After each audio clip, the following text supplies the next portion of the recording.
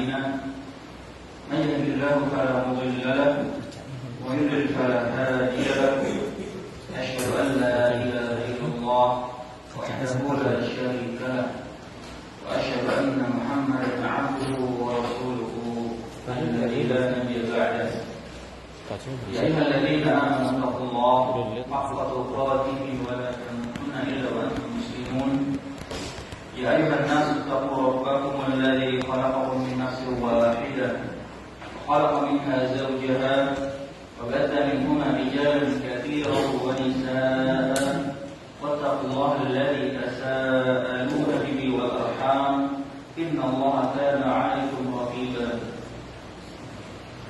يا أيها الذين آمنوا اتقوا الله وقولوا قولا سديدا يصلح لكم أعمالكم ويغفر لكم ذنوبكم ومن يطع الله ورسوله فقد فاز فوزا عظيما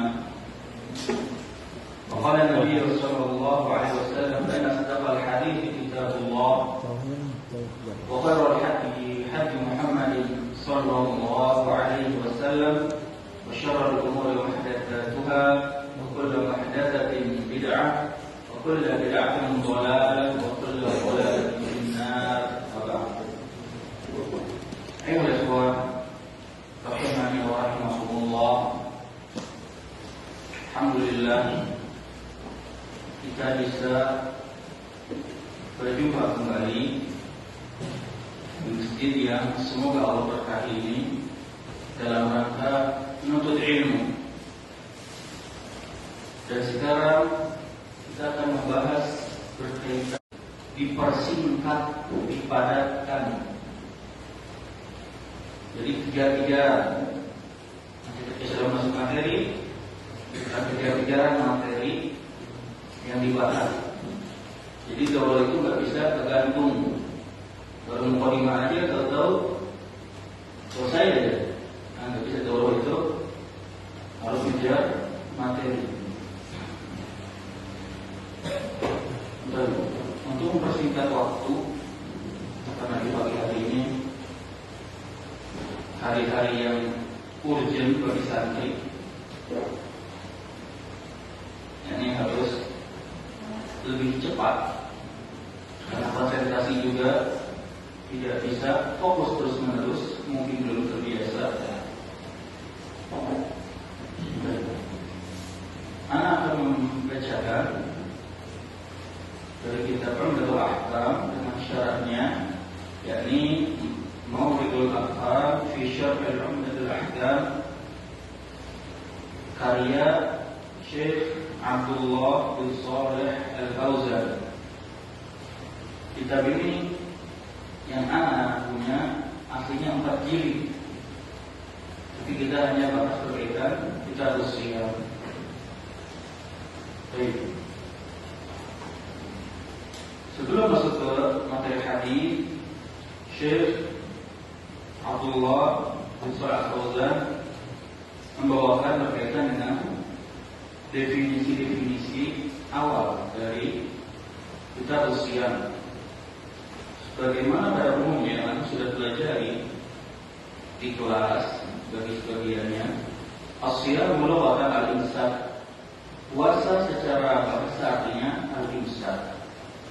Yakni apa imsak? Kita sudah melewati kitab usia, apa imsak?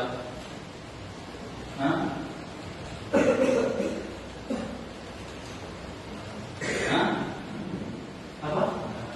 Menahan. Imsak, menahan. Al-imsak yakni menahan.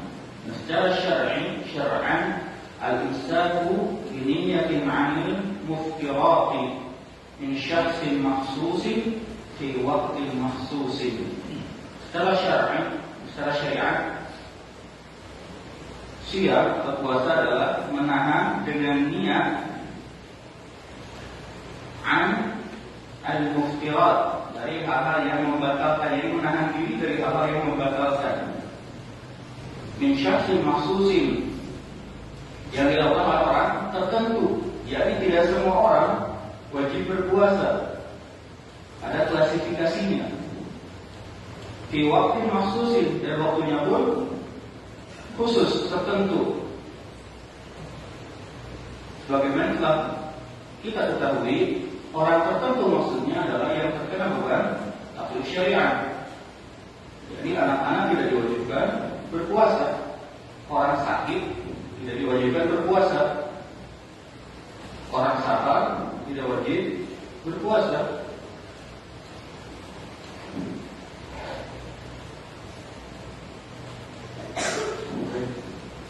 Kemudian berkaitan dengan puasa juga ada manfaat yang besar dan hikmah yang sangat banyak.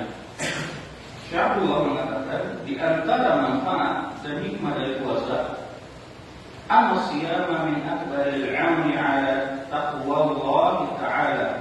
Bahwasanya puasa adalah sebesar-besar bantuan untuk mencapai ketakwaan kepada Allah. لأن له تأثيرا عجيبا في حفظ الجوارح الظاهرة والقوى الباطنة. Yani puasa sebagai sebesar-besar bantuan untuk mencapai takwa kepada Allah, karena pada puasa tersebut ada pengaruh yang menakjubkan, yakni untuk menjaga jawarih anggota badan secara nampak, kemudian kekuatan secara batin. Yani selain baik untuk anggota badan, tapi baik juga untuk hati. Yang kedua, berkaitan manfaat dan hikmah dari berpuasa, at-ta'abbudu lillahi ta'ala bi tarki syahawati nafsi wa ma'lufatiha, yakni penghambaan kepada Allah, yakni ibadah kepada Allah Ta'ala dengan meninggalkan syahwat, dari kebiasaan-kebiasaan diri yang pada bulan-bulan lainnya kita banyak melakukan tersebut. Wa bihadza yatajalla sidqu mahabbatil 'abdi li rabbih wa ta'zimuhu. Dan itu dari puasa itu tampak nyata berkaitan dengan benarnya kecintaan seorang hamba kepada Rabb-nya dan pengagungannya. Yakni dengan berpuasa seorang hamba ridho meninggalkan hal-hal yang biasa dilakukannya, biasa makan, minum, ridho ditinggalkan, menunjukkan kecintaan kepada Rabb Azza wa Jalla. Kemudian dalam puasa tersebut, waltimasu ridwanihi haitsu qaddama ma yuhibbuhu Allah wa yardahu 'ala ma tashtahihi nafsu wa hawahu. Dalam puasa juga merupakan pencarian diri terhadap ridha Allah, di mana ia mendahului apa yang Allah cintai dan Allah ridhai, dan dia menginginkan kebaikan untuk jiwa dan raganya. Yang dengan melaksanakan puasa, dia mendahului apa yang Allah cintai, yakni setiap yang Allah perintahkan untuk hambanya pasti Allah cinta dan Allah ridha. Dalam hal ini menyangkut tentang puasa. Kemudian yang ketiga, Syaikhullah mengatakan as-shaumu tarbiyatun lil iradah. Puasa adalah tarbiyah, merupakan pendidikan untuk kehendak iradah, kehendak diri. Jadi kehendak pun perlu dididik, tidak bisa semena-mena. Wa jihadun li nafsi, jihad melawan diri sendiri. Yani banyak kemauan-kemauan yang disetop dalam puasa. Wa ta'widu 'ala as-sadri wa tahammuli fima ta'awudu 'alaiha bin naf'i. Kemudian dalam puasa itu ada pembiasaan,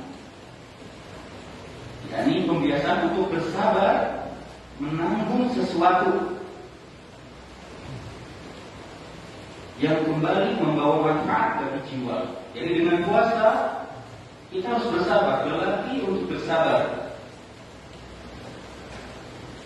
Jadi karena ada manfaat dalam puasa tersebut untuk jiwa. Karena jika puasa tidak ada manfaat, tentu orang tidak mau melaksanakannya. Jika hanya sekedar menahan lapar dan haus tanpa manfaat. Tapi betapa hikmahnya Islam, setiap amal ibadah itu pasti ada manfaat dan hikmah. Oleh karena itu kaum muslimin, baik awam maupun alim, bahkan awam saja bersemangat menyambut Ramadan.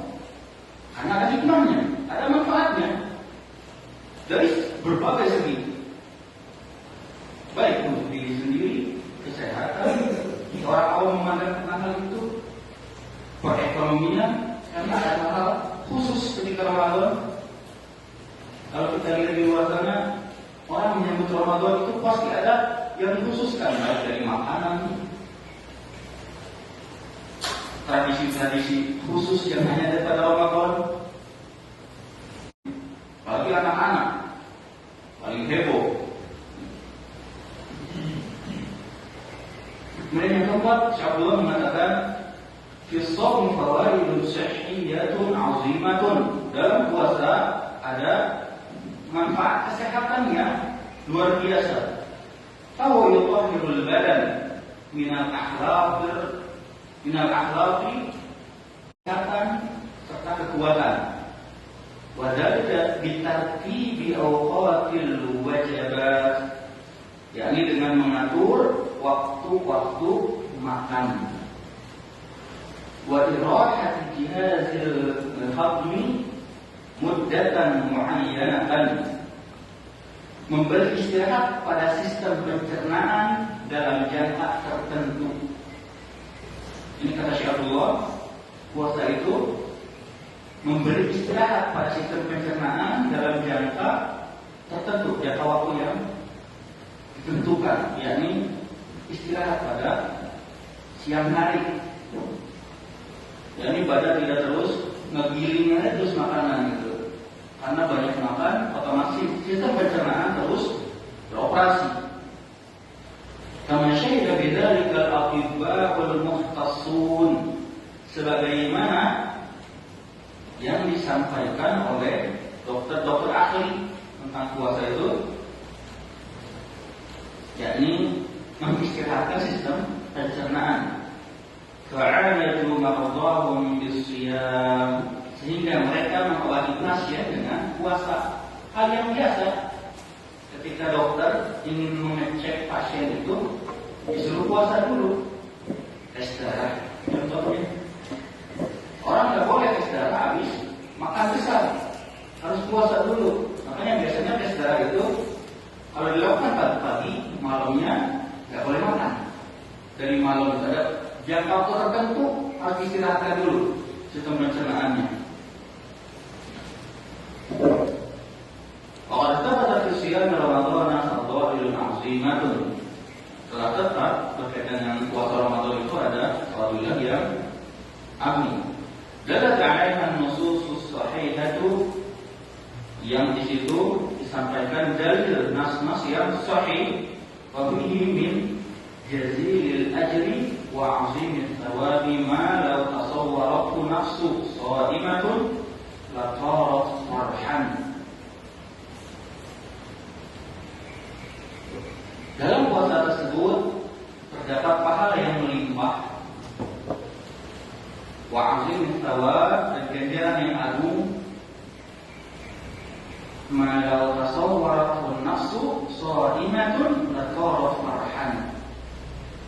Jika dibayangkan berkaitan dengan ganjaran pahala berkaitan puasa Ramadan oleh orang yang berpuasa, niscaya dia akan latorot farhan, dia akan, kalau diterjemahkan secara literal itu terbang bahagia, kalau bahasa kitanya melayang-layang saking senangnya dengan puasa. Wa tamannat an takuna as-sanatu kulluha Ramadan, dan berharap bahwasanya tahun itu berjalan dengan Ramadan aja semuanya. kebaikan, banyak manfaat. Tapi ini menunjukkan imannya Islam, yakni tidak memberatkan umatnya. Puasa yang wajib hanya Ramadan dari 12 bulan yang ada. Kalau puasa terus menerus tentu akan memberatkan. Jadi sekarang kita masuk ke dalam pembahasan hadis yang pertama, yakni kalau di mana ada judul dari hadis tersebut, nahyu an taqaddum Ramadan bisawm, larangan memulai Ramadan, yakni sebelum Ramadan dengan berpuasa.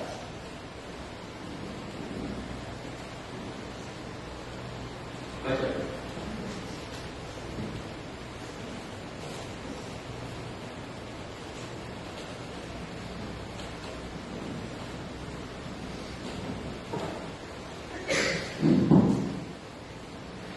Kitab Siyam an Abi Hurairah radhiyallahu anhu qala Rasulullah sallallahu alaihi wasallam la taqaddamu Ramadan bisawmi yawmin wa la yawmain illa rajulan kana yasumu sawman la yasumu.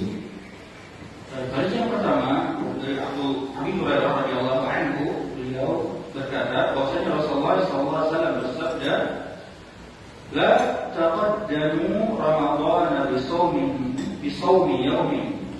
Janganlah kalian memulai Ramadan, yakni sebelum Ramadan, dengan puasa sehari, wala yawmaini, atau 2 hari sebelum Ramadan, illa rajulun kana yasumu sawman fala yasumhu, kecuali seorang laki-laki tersebut atau seorang tersebut terbiasa berpuasa sebelumnya dan jatuh pada hari tersebut, yakni hari kebiasaannya, maka hendaklah dia berpuasa. Berkaitan dengan puasa sehari atau 2 hari sebelum Ramadan, la taqaddamu, maksudnya adalah la tasbiqu, jangan memulai puasa Ramadan sebelum memasuki waktunya. Kalau berkaitan ada pada Allah di sini, maksudnya la taqaddamu itu ada huruf yang dihapus. Akhudifat ihdahuma, aktifan kita ini awalnya itu ada 2 ta sebenarnya. La taqaddamu itu asalnya. Tapi fakhudifat ihdahuma aktifan, dihapus salah satunya untuk meringankan. Jadi la taqaddamu, jangan kalian memulai. Aslinya la taqaddamu. Itu dalam bahasa Arab banyak takhfif untuk meringankan dalam berbicara. Kemudian berkaitan dengan yaumin wala yaumaini, ini lafaz dari Muslim. Adapun lafaz dari Imam Bukhari, hadis memberikan batasan sehari atau 2 hari sebelum Ramadan, li'annahu wal ghalibu fi man yaqsidu dzalik. Karena ghalibnya dari hal tersebut, yakni puasa, ketika belum dimulai masih mau untuk melihat hilal, dia sudah mendahului puasa. Nah itu bolehnya dilarang itu ketika waktu tersebut, yakni ubay Ramadan, mepet waktu Ramadan, itu yang dilarang. Kaidah yang kedua, yustadna min dzalik man kana lahu 'adatun bisawmi yawmin mu'ayyanin. Ada pengecualian, kaidah yang kedua, bagi orang yang memiliki kebiasaan puasa di waktu tertentu. Pengecualian boleh berpuasa bulan Ramadan jika dia terbiasa puasa di waktu tertentu. Nah ini awal Khamis, biasa puasa Senin Kamis. Misalkan hari Senin puasa, hari Kamis itu menjelang Ramadan. Karena udah biasa puasa Senin Kamis, maka dia boleh puasa di hari Kamis. Misalkan Ramadan jatuh pada hari Jumat atau hari Sabtu, maka dia boleh puasa hari Kamis. Karena ada kebiasaan berpuasa Senin Kamis, maka dia boleh puasa. atau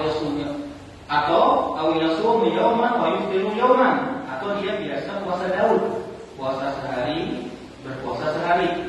Misalkan hari Senin puasa, Selasa buka, Rabu ada kebiasaannya karena puasa Daud, Rabu dia puasa kebiasaannya. Ternyata itu sehari atau 2 hari sebelum Ramadan, maka dia boleh puasa pada hari Rabu. Kemudian fayusadiqu dzalika qabla Ramadan bi yawmin aw yawmayn fala ba'sa. Kebiasaan itu bertepatan sebelum Ramadan, sehari atau 2 hari sebelum Ramadan, maka tidak mengapa. Jadi kalau terbiasa puasa sunnah baik Senin, Kamis ataupun Daud, ternyata bertepatan jatuh pada 1 atau 2 hari sebelum Ramadan, maka dia tidak mengapa berpuasa di hari tersebut, puasa sunnah. Bagaimana kalau biasa melaksanakan puasa Ayyamul Bid? Boleh nggak? Biasa Ayyamul Bid ternyata mau menjelang Ramadan, boleh nggak?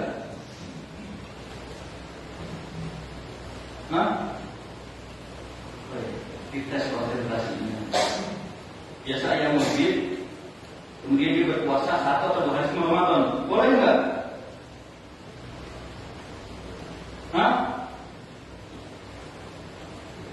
Kenapa? Iya, karena Ayyamul Bid itu pertengahan 13, 14, 15. Sedangkan Kubai Ramadan itu tanggal 28 atau 29. Kejauhan Ayyamul Bid itu pertengahan. Karena biasa Ayyamul Bid, kalau pengen puasa 1 atau 2 hari sebelum Ramadan, nggak boleh. Ayyamul Bid kan pertengahan.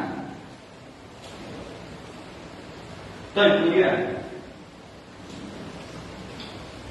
di antara pengecualian juga wakadzalika man yasum wajiban, kalau dia punya puasa wajib maka dia boleh berpuasa. Karena zain seperti puasa nazar, au kafaratin atau bayar kafarah, au qada Ramadan madhi, atau dia membayar utang puasa sebelumnya.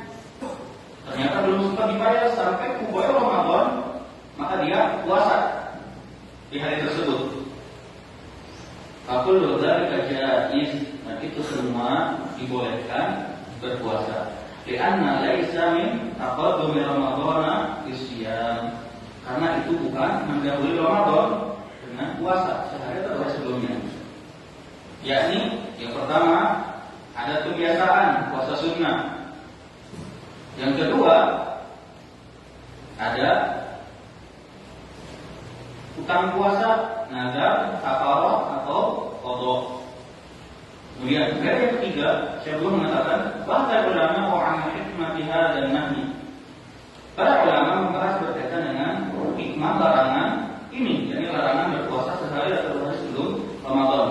Faqila, ada yang mengatakan tamyizu faraidil ibadati an nawafilha, sebagai pembeda, yakni membedakan antara yang wajib dengan yang sunnah. Pembeda ibadah wajib ibadah sunnah, biar tidak menyatu. Wal isti'dadu li Ramadhan bi raghbatin wa nasyatin, dan agar menyambut Ramadan dengan semangat dan persiapan, yakni sehari dan 2 hari sebelumnya tidak puasa, mempersiapkan buat Ramadan. Terus mempersiapkan apa?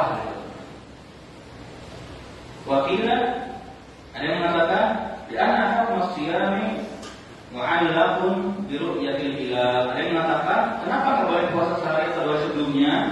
Karena hukum puasa Ramadan berkaitan dengan melihat hilal. Kalau belum melihat hilal, jangan puasa dulu. Kalau mutaqaddimu 'alaihi mukhalifun lisyar'i, maka yang mendahului puasa tersebut sehari atau 2 hari sebelum Ramadan tanpa ada pengecualian, tidak ada uzur apapun, maka dia menyelisihi syariat. Walau dihadal Hafidz Ibnu Hajar, ini dilogikkan oleh Ibnu Hajar. Yang keempat, masyaallah, mura'atus syari' Littaqayyadi bil hududi syar'iyyah. Jadi faedah yang keempat adalah perhatiannya syariat berkaitan dengan batasan-batasannya. Wa adamu ta'addiha, dan tidak melampauinya. Yani ada batasan syariat. Ramadan, jadi bulan Ramadan wajibnya jangan dimulai sebelum Ramadan, karena khawatir udah masuk Ramadan atau belum, pengen puasa saya atau sebelumnya, nggak boleh. Yang kelima, jawazu qaul Ramadan biduni idhafati syahri ilaihi, bolehnya mengucapkan Ramadan tanpa ada pengucapan bulan sebelumnya. Jadi sudah dalam hadis dikatakan la taqaddamu Ramadan bisawmin, jangan mulai Ramadan dengan puasa satu hari atau 2 hari sebelumnya. Ini dihapus kata syahri. Baik, hadis yang kedua, lanjut.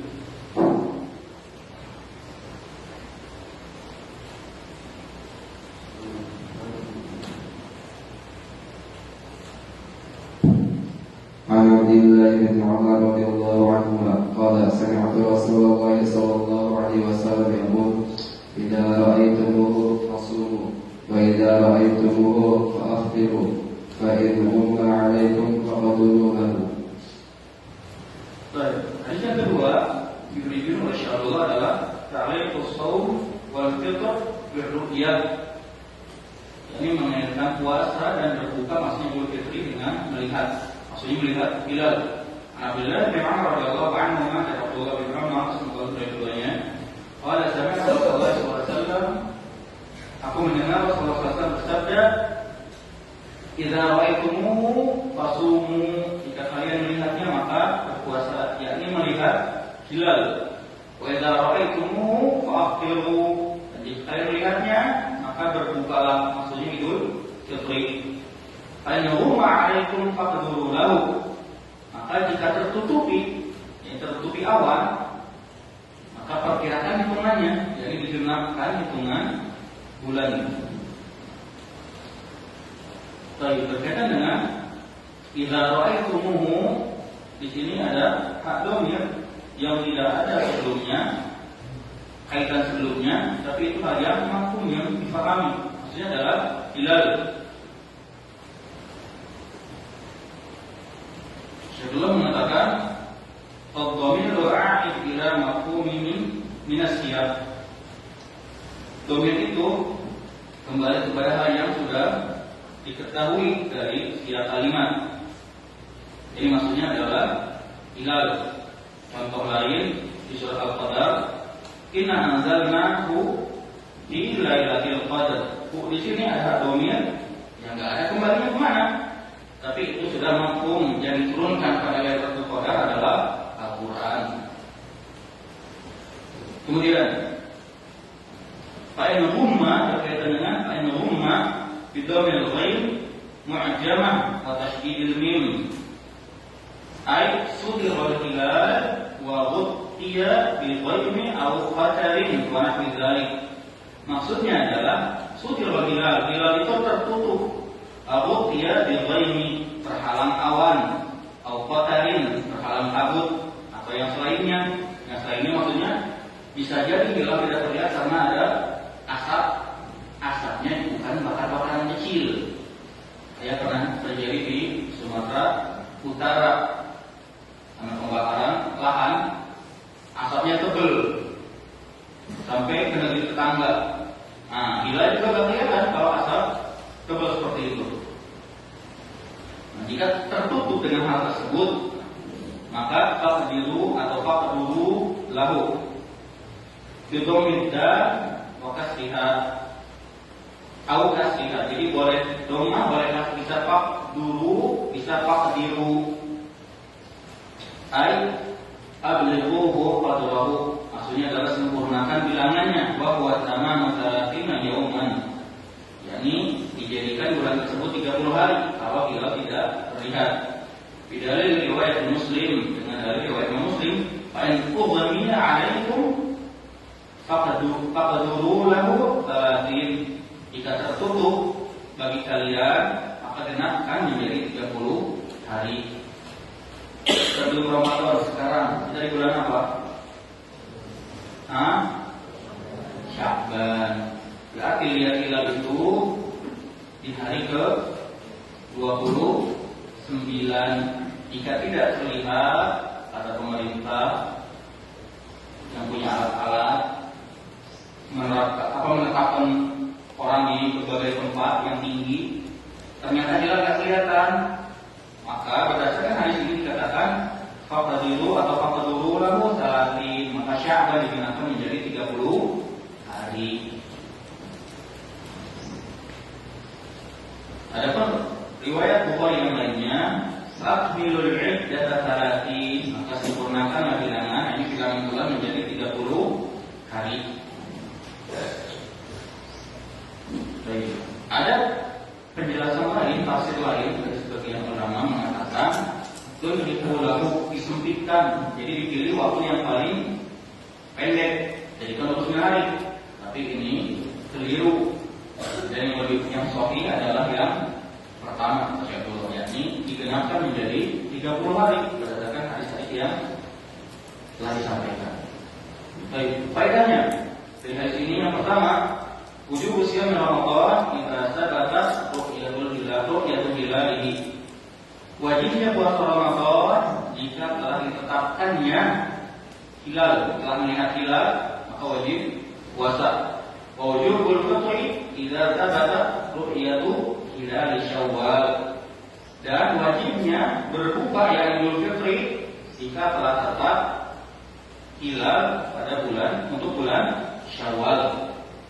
Wa anna al-hukma shaumi wal fitri mu'allaqun bir ru'yati walau kana biwasitatil marasid wal alat allati tukabbirul mar'iyat. Hukum puasa dan Idul Fitri dikaitkan dengan melihat hilal. Yani boleh dia nggak lihat secara langsung pakai mata, tapi pakai bantuan. Diwasitatil marasid, apa yang boleh itu? Teleskop, atau dengan wal alat allati tukabbirul mar'iyat, alat pembesar penglihatan, ya, teleskop juga, ada teleskop teropong, boleh pakai itu. Karena kalau itu bil ain al musyahadah, karena itu melihat dengan mata secara langsung. Yang kedua, annahu la ya'tabaru bil hisabi bil itsbat dukhul syahri wa khurujihi, bahwasanya tidak boleh menetapkan dengan hisab, dengan hitungan dalam menetapkan bulan dan akhir dari bulan tersebut, yakni masuk bulan selanjutnya. Tidak boleh dengan hisab. Walaupun ada sebagian dari orang muslim Indonesia melakukan dengan hisab, tapi itu keliru. Maka pada Syekhul Islam Ibnu Taimiyah wa ghairuhu ijma' as-sahabati 'ala dzalik. Syekhul Islam Ibnu Taimiyah dan yang lainnya telah mengatakan ini adalah ijma' para sahabat dan selainnya. Jadi penetapan Ramadan dengan ru'yatul hilal adalah ijma' sahabat dan selainnya. Di anna Nabi sallallahu alaihi wasallam 'alaqa al-hukma bil ru'yati la bil hisab.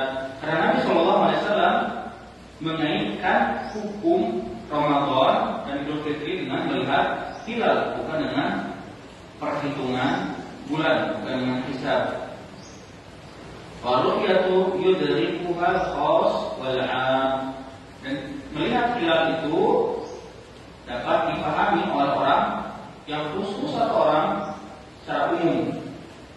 Ini kalau kita ikut orang MUI, kali melihat hilal, ikut lihat teropongnya, kelihatan orang khusus, orang bisa melihat. Ini bisa disaksikan. Wal jahil wal 'alim, orang jahil dan orang alim. Jahil di sini maksudnya orang awam. Orang awam juga bisa melihat hilal selama matanya sehat.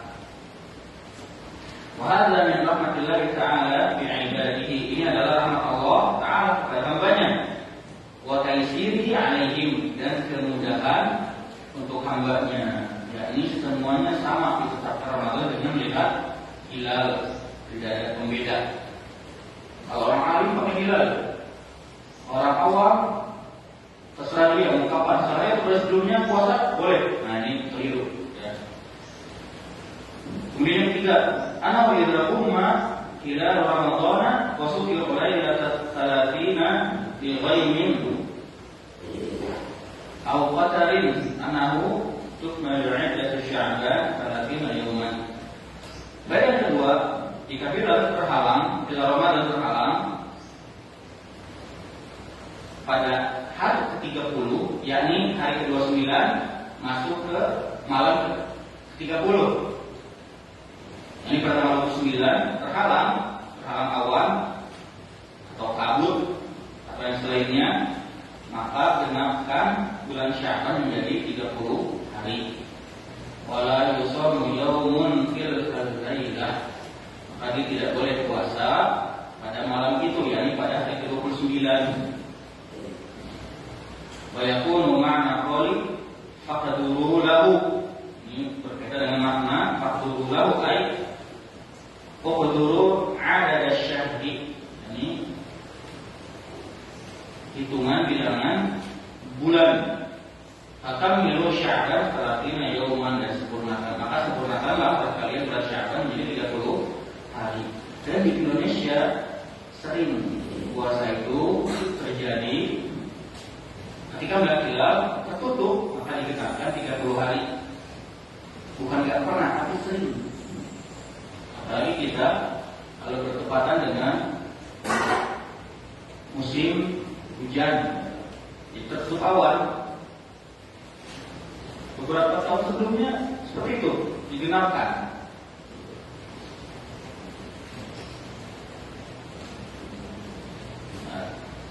Baik, sekarang faedah yang keempat.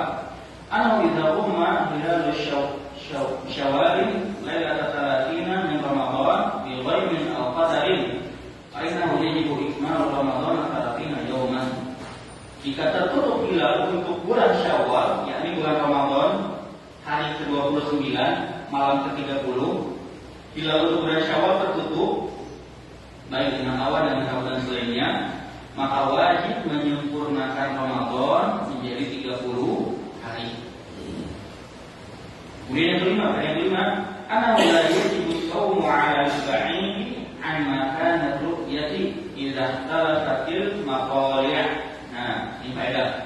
Yang kelima, tidak wajib puasa untuk orang yang jauh dari tempat melihat hilal, karena beda matlaknya, beda tempat terbitnya hilal. Lihat hilal misalkan di Saudi, yang puasa kita, beda tempatnya, matlaknya jauh. Saudi untuk Saudi, kita untuk kita, beda tempatnya. Li'anna al-hilala lam yura la haqiqatan wa la hukman. Karena hilal tidak terlihat baik secara hakikat atau secara hukum. Jadi beda. Kalau hilal Saudi untuk Saudi, hilal kita untuk kita. Hilal kita yang puasa orang Australia bisa, saya berbeda hilal masing-masing. Misalkan di kita tidak terlihat, ternyata di daerah lain, di Cina misalkan terlihat. Ya Cina puasa, kita enggak, karena kita tidak terlihat. Digenapkan jadi 30 hari. Kemudian yang keenam, ana wala yajibul fitru 'ala al-ba'idi 'an makan ru'yah idza ikhtalafatil maqali'. Begitu pun ketika Idul Fitri, maka orang yang jauh tidak ikut penglihatan hilal yang dekat. Indonesia, kalau Indonesia terlihat hilal di Lebaran. Kalau orang jauh belum terlihat, dia ikut daerahnya, yakni digenapkan bulan tersebut menjadi 30 hari. Yang ketujuh, anna man farada bi ru'yati fi barrin wa nahwi, bahwasanya barang siapa yang menyendiri melihat hilal di padang pasir atau selainnya, orang entah berantah misalkan sedang di tengah laut atau di tengah padang pasir melihat hilal,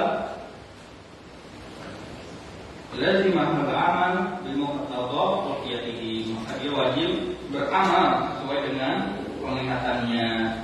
Misalkan ke laut, nggak ada teknologi komunikasi, lihat hilal di sana, maka dia wajib puasa sesuai penglihatannya. Bila umum Nabi sallallahu alaihi wasallam berdasarkan keumuman sabda Nabi, "Idza ra'aitumuhu fasumu wa idza ra'aitumuhu fa'aftiru." Wallahu a'lam. Kemudian selanjutnya, antum berdua yang baca.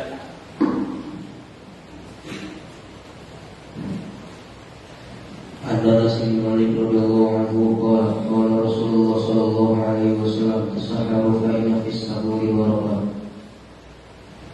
Baik. Selanjutnya, Anas bin Malik radhiyallahu anhu qala Rasulullah sallallahu alaihi wasallam tasahharu fa inna fis sahuri barakah. Anas bin Malik mengatakan, menuturkan dari Nabi bersabda, tasahharu, maka kalian sahur. Karena di sahur itu barokah, dalam sahur itu ada keberkahan. Dalam sahur ada keberkahan. Baik. Berkaitan dengan sahur, Rasulullah, kulu waqtas sahari ayyatu amin. Makanan kalian di waktu sahur, makanan apa saja, selama itu halal, boleh dimakan di waktu sahur.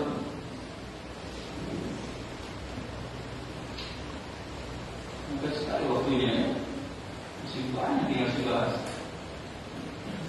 Oke.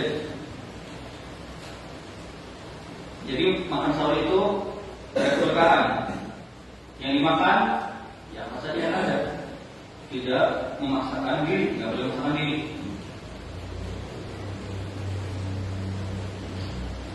Kita langsung ke faedahnya aja.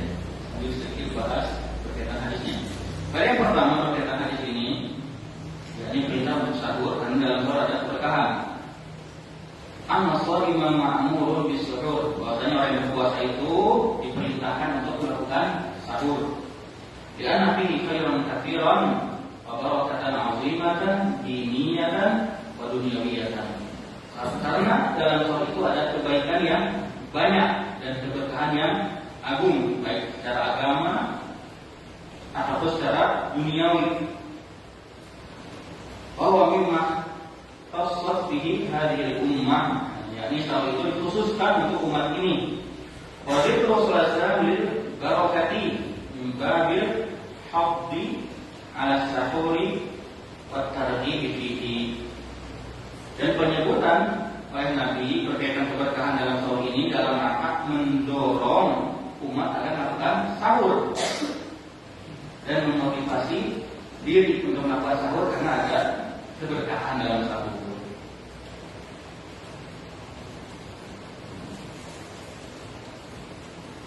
Tambah sedikit waktunya ya. Nyepet ya Allah. Perasaan baru mulai.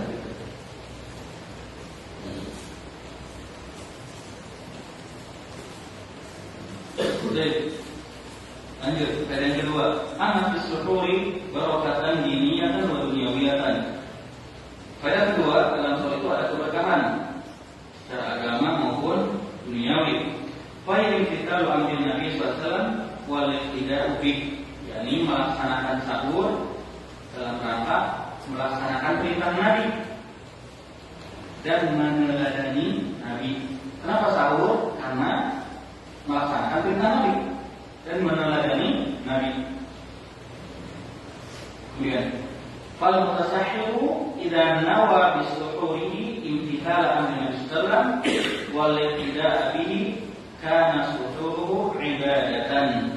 Nah, untuk orang yang melakukan sahur, jika diniatkan sahur itu untuk melaksanakan perintah Nabi atau meneladani Nabi, maka sahurnya itu ada sahurnya itu termasuk dari ibadah.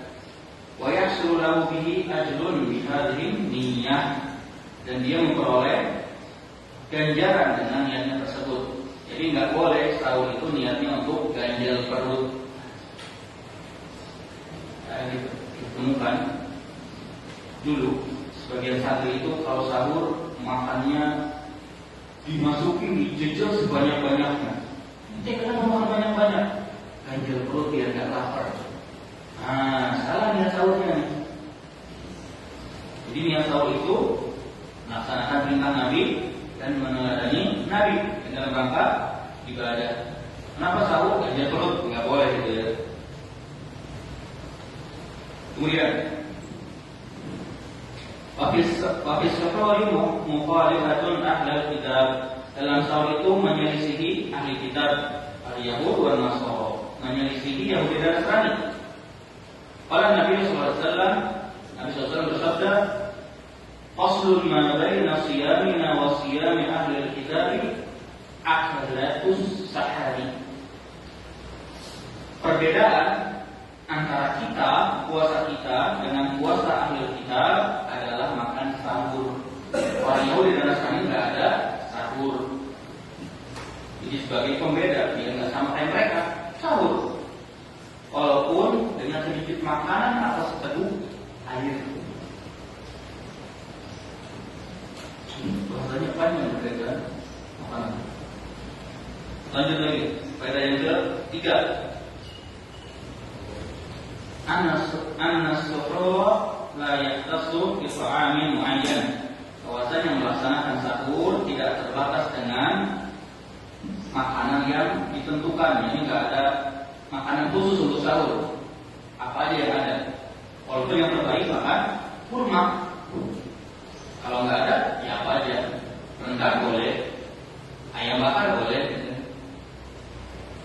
Memang boleh banget boleh kayak gitu. Yang keempat, kamal syariat Islamiyyah fi mura'atil adli. Sempurnanya syariat Islam dengan memperhatikan keadilan. Yang kelima, husnul ta'lim Nabi sallallahu alaihi wasallam haitsu yuqrinul hukma bil hikmati. Bagusnya atau indahnya pengajaran Nabi sallallahu alaihi wasallam, yakni mengaitkan hukum dengan hikmah. Hukumnya diperintahkan untuk sahur, tapi ada hikmahnya. Jadi orang ketika melaksanakan perintah tersebut bersemangat karena ada hikmahnya. Lian syariha bihi sadru, agar hati menjadi lapang. Wa yu'araf bihi sumuwu syar'iyyah, sumuwu syari'ah. Dan itu tampaklah kemuliaan dari syariat, yakni menyampaikan hukum, kemudian menyampaikan hikmahnya. Ayat selanjutnya.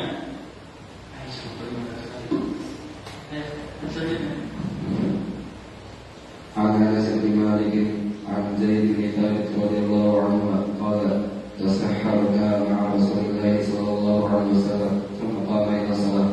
قال انس قلت لزيد كم كان بين الاذان والسحور؟ قال قدر 50 آية. Berkaitan dengan bayan waktu sahur Nabi, penjelasan tentang waktu sahur Nabi. Anas bin Malik, an Zaid bin Thabit dari Zaid bin Thabit radhiyallahu anhu qala tasaharna ma'a Rasulillah sallallahu alaihi wasallam, kami sahur bersama Nabi. Tsumma qama ila shalah, kemudian beliau yakni Nabi lantas bagi untuk melaksanakan salat. Qala Anas berkata, qultu li Zaid, aku bertanya kepada Zaid, kam kana baina al-adzan was-suhur, berapa waktu antara azan dan sahur? Qala qadru 50 ayat. Kata Zaid, waktunya besaran seperti membaca 50 ayat. Ini ada penjelasan yang cukup panjang berkaitan ini. Bahasa Indonesia ya, langsung. Jadi mepet. Berkaitan ini, waktu di sini ada yang mengatakan yang dimaksud dengan bainal adzan was suhur adalah antara iqomah dengan selesainya sahur. Jadi bukan dengan mulainya, tapi dengan selesainya sahur. Antara selesainya sahur dengan iqomah.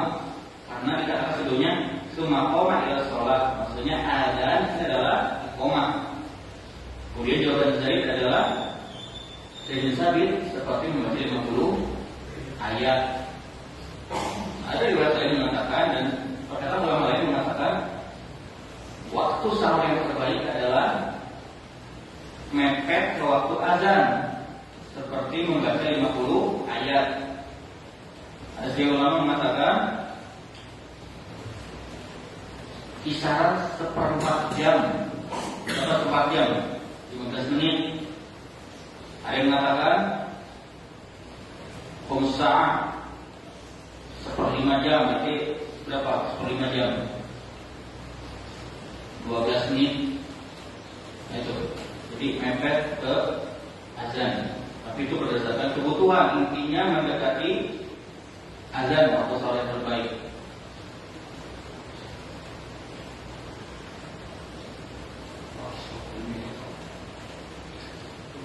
Di sini ada sedikit tambahan berkaitan kelirunya orang yang melaksanakan sahur di tengah malam. Ana jumpai di kampung-kampung orang-orang tua itu melakukan sahur itu jam 12 atau jam 1, jauh dari subuh. Ini keliru karena belum memasuki waktunya dan tidak hikmah untuk melakukan sahur awal-awal cepat. Jadi faedahnya secara singkat, yang pertama disyariatkannya melaksanakan sahur, yakni dengan diakhirkan ila qubail tulu'il fajr, diakhirkan ke mepet waktu subuh. Manfaatnya adalah untuk menjaga kekuatan badan, yakni perbendaharaan perutnya lebih awet. Kalau sahur jam 12, yang 7 udah keloncongan, kecepatan. Jadi mepet waktu subuh. Kemudian waktu sahur diakhirkan juga tatbik sunnah, mempraktekkan sunnah.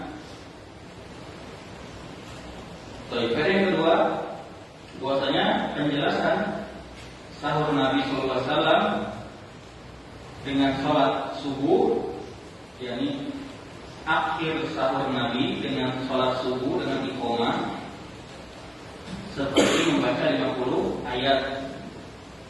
Dan yang ketiga, kemuliaan Nabi SAW dan kerendahan hati Nabi SAW, yakni melakukan sahur bersama para sahabat, sebagian sahabat. Kemudian yang keempat, masyru'iyatul mubadarah ila salatil fajr, disyariatkannya bersegera melaksanakan salat fajar bisyarti an yatahaqqaqu min dukhuli waqtiha, dengan syarat telah yakin memasuki waktunya. Berkaitan dengan singkat, berkaitan dengan waktu fajar di Indonesia, sebagian asatidz ada yang meneliti berkaitan dengan waktu fajar, azan itu belum masuk fajar shadiq, karena belum ada sinar yang menyebar di ufuk hidung. Jadi belum masuk fajar shadiq, masih fajar kadhib, sinar fajar seperti ekor. Nah, kemudian ada juga yang meneliti bahwasanya penetapan waktu fajar itu terlalu cepat, 7 derajat, dan 1 derajat itu kisaran 3 sampai 4 menit. Maka di pondok-pondok waktu subuh itu iqomahnya agak lama. Karena itu khawatir belum masuk fajar shadiq. Makanya bagian iqomah itu 20 bahkan sampai 30 menit. Tapi untuk yang waktu subuh sesuai dengan azan yang ada tetap sah. Jadi jangan meyakini bahwasanya subuh di luar sana nggak sah karena kecepatan waktunya nggak tetap sah. Bagian yang kelima menunjukkan berkaitan dengan yang dilakukan oleh Anas bin Malik kepada Zaid bin Thabit, menunjukkan semangatnya sahabat dalam meneliti masalah, yakni kapan waktunya, berapa lama jaraknya, itu menunjukkan semangatnya dalam meneliti sebuah permasalahan. Yang keenam, semangatnya para sahabat untuk mengikuti sunnah Nabi dan mengetahui waktu-waktu untuk melaksanakan sebuah pelaksanaan ibadah. Jadi para sahabat tidak asal dalam melakukan suatu amalan. Yang ketujuh, bahwasanya waktu sahur itu merupakan waktu ibadah. Karena Anas bin Malik menanyakan berkaitan waktu akhir sahur dengan iqamah itu dengan ukuran membaca Al-Quran, menunjukkan itu adalah waktu untuk ibadah, bukan dengan waktu amalan fisik seperti kebiasaan orang Arab, qadru haldi naqah, seperti memasu unta, atau nahri jazurin, atau seperti menyembelih unta waktunya, tapi ditanya waktunya dengan ada membaca Al-Quran, menunjukkan itu adalah waktu untuk ibadah. Kemudian ibadah yang ke-8, betapa kuatnya keterikatan sahabat dengan Al-Quran, yakni menanyakan waktu saja dengan kadar bacaan Al-Quran. Gimana? Satu mengangkat sekali waktunya.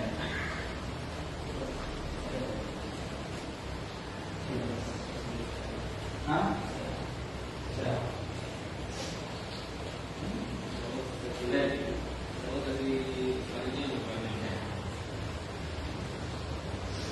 Untuk pertanyaan nanti di akhir insyaallah taala. Jadi kalau ada yang untuk ragu, dicatat aja dulu, nanti ditanyakan di sisi terakhir.